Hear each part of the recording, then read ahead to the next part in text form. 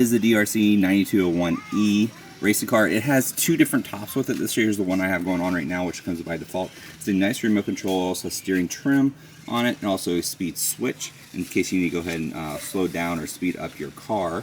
Let's go ahead and get this thing going. I'll show you exactly what it can do. Here we go.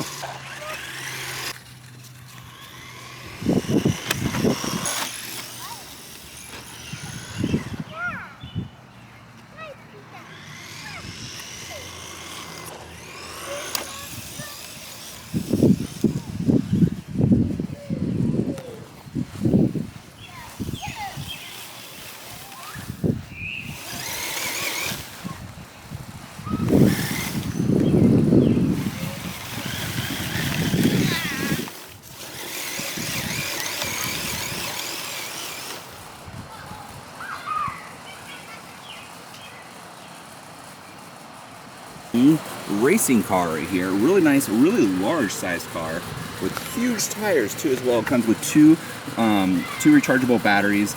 The remote requires 3 AA batteries with it to be able to use it. A really nice, fun, fast car, and I hope you enjoy it as well.